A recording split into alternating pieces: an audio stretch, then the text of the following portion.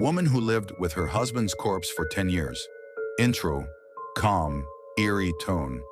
Some stories are just too disturbing to be true.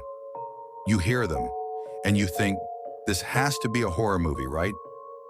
But in California, in a quiet little neighborhood, there was a woman named Jane. She lived alone. Her neighbors felt sorry for her, the poor widow. But the truth, she was never alone.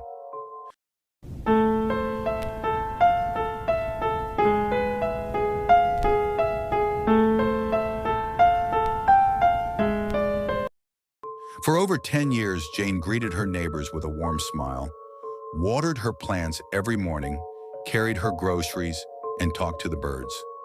People sympathized with her because her husband, Harold, had gone missing without a trace. She told everyone, he left a note, he just needed some time alone. They believed her. Why wouldn't they? But after a decade, a strange call came into the police station. One of the neighbors reported, "There's a horrible smell coming from Jane's house, like something dead." The police arrived, knocked on the door. No answer. The silence was heavy. After several minutes, they forced their way inside. The moment they stepped in, they felt like they'd entered a place frozen in time.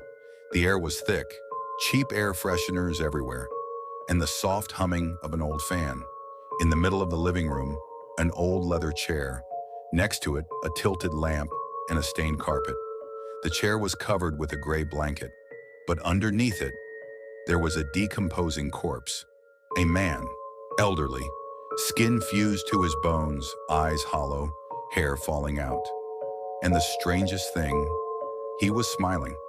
Just then, Jane appeared, standing calmly in the kitchen doorway, wearing an old nightgown, her gray hair tied back loosely.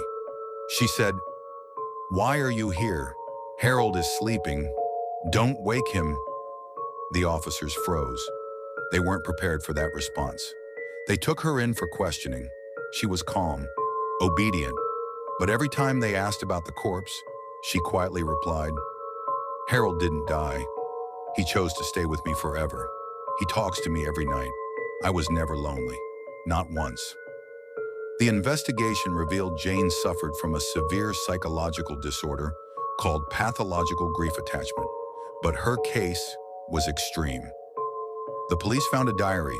She'd written in it every single day since the day her husband died. Every entry started with, "Today, Harold. Today, Harold watched TV with me. Today, he was upset. He didn't talk to me. Today, he felt cold, so I covered him." Hundreds of pages. She had built a full life with a corpse. But the most disturbing part?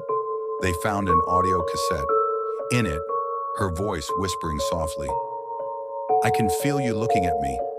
If you can hear me, move your finger just a little. Please don't leave me tonight." Then in the background, you hear breathing, heavy, deep, inhuman. Experts say it could have been her, or a sound distortion, but some detectives swore it wasn't the voice of a woman. Today, Jane's house is abandoned. No one dares to buy it. Everyone who tried left within a week. Locals say at night, they hear a fan spinning by itself. And if you pass by the window, you'll see an old chair covered in a gray blanket, like someone is still sitting there.